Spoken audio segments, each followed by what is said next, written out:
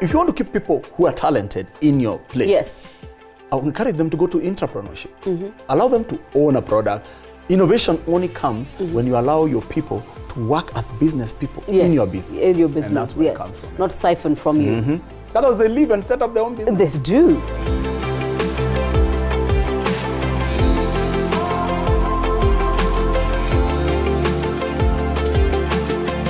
The series of conversations here is the blueprint of Peter Nduati.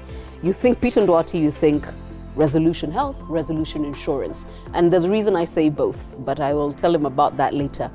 So he goes to do insurance in Tanzania in Swahili.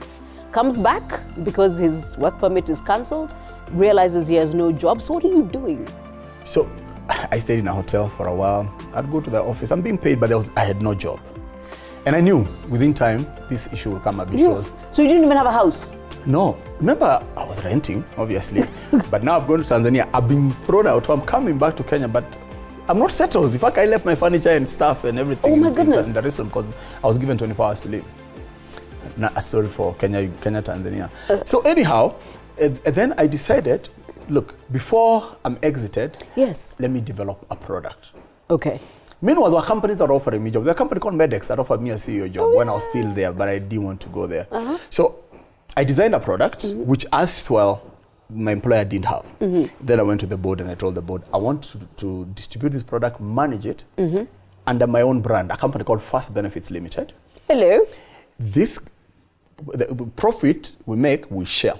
Because I was doing it under the AR brand. And that's the background. And that's a precursor of resolution. That's why I found enough money and capital to start my own insurance business. So that actually took off? Yeah, the board nodded and said yes? Correct. And I brought in business that they as well could not have been able to get.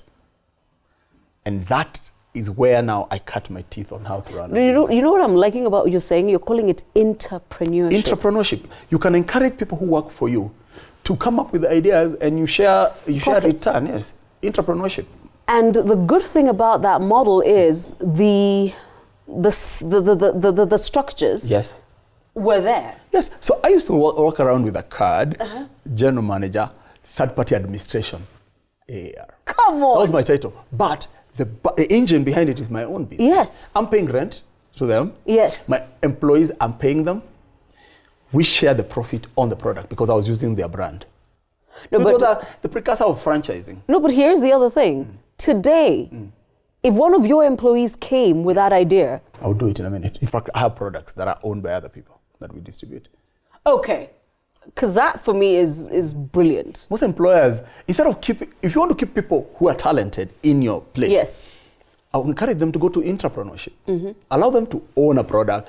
Innovation only comes when you allow your people to work as business people in your business. In your business, and that's where it comes from. Not siphon from you. Otherwise, they leave and set up their own business. They do. But imagine if my employer kept me.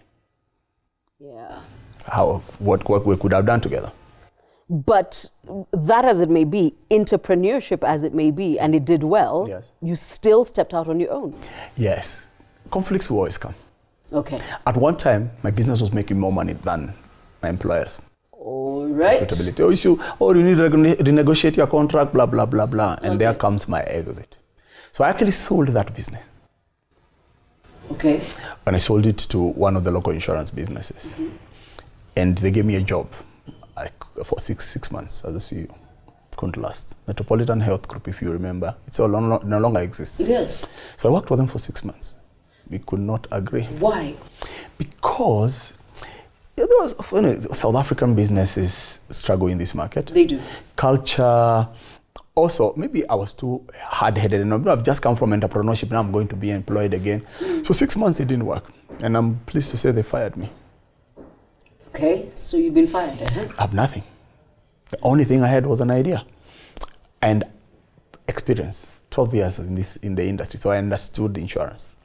So the only thing I could go and do is set up an insurance business. So I registered Resolution Health East Africa Limited in 2002, August. And? With no capital. Good. Yes. But I I had a good business plan. It was sound. I understood the industry. So I set up a business. You said something very powerful there. You said, I had a good business plan. The number of people who tell me, I have an idea. I hate ideas. That happens to me daily. I get an email. Show me a plan. Yeah, I had a good business plan. I hate ideas. Yeah. But even after all that experience, I did not understand how to raise money, how to approach investors. I had no idea. So I went to my bank. Notice we both laughed. Like that. No, because we know what banks in this country are like. They're like, you want to do what? Young man. Yeah. Young man. So bootstrapping, family, and friends.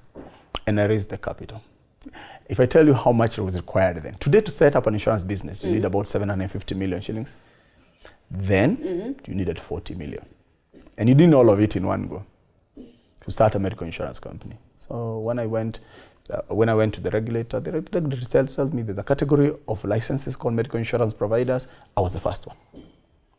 The act had just been changed. So I got the license as the medical insurance provider in November of 2003.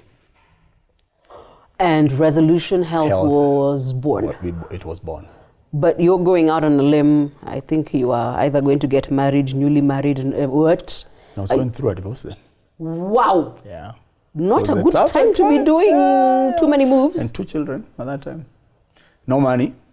No money, you're busy borrowing. So that's my story. You've had my story of being auctioned and all that happens around then. Okay, so what I'm interested in when we come back is how was Resolution Health received in a market that already had wenyewe. Mediplus, remember Mediplus? Yeah, okay. They existed, yeah. Yes, so yeah, share the video and come on back. This is the blueprint of Peter Nduati.